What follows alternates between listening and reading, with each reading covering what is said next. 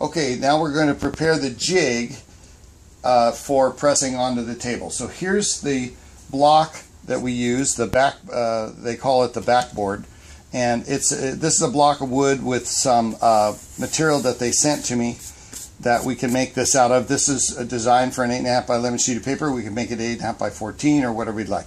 I don't want to use this wood is not good because I want to show you this. We have something that you want to always do when you use these blocks. I'll show you how this works. Okay, now if you can kind of get a little closer there, thank you. See this right here? I can wobble this on corner to corner. Can you see it wobbling?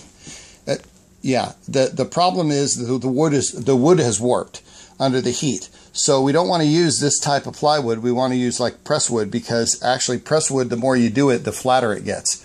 So it's sort of, but this is warped. If you find it's like that, then the press will not come down square on the block, and so this one has to be redone.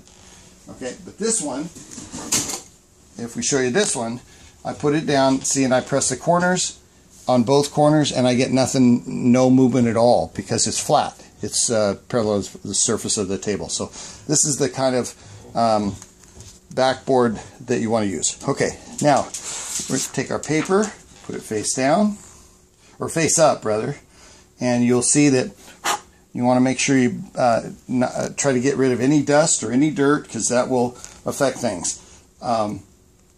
It will put a blem into your material. Now, this is our jig. These are made of aluminum, and they're very thin. I'm hoping to use a different kind of jig with you with going forward that's steel.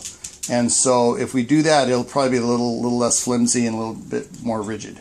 Okay, I'm going to pull off this tape so I can show you what that's for. All right. So what we're going to do now is take the paper and make sure that it's not overlapping the board. Okay, and then put this jig right on top of it.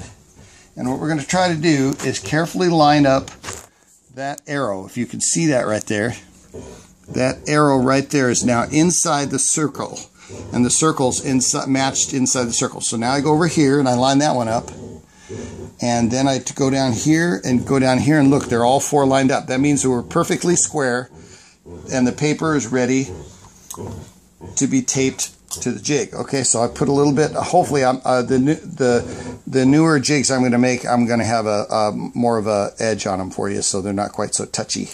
This one barely fits the width of the tape. So I put one on one side, one on the other side. You could tape it in four corners or however you want, but the idea is that the paper stays with the jig. Now you can see now I can move it around, and the paper is now stuck to the jig, so that way it's all lined up.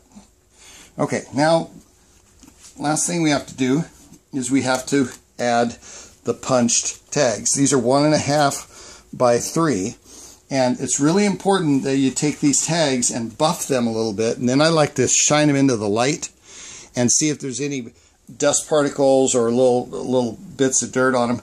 That's the biggest issue with quality. Okay, so getting all the dirt off, make sure they're clean. So I put it in here a little bit to the left of the edge, and then slide it over, and it just pops right into place.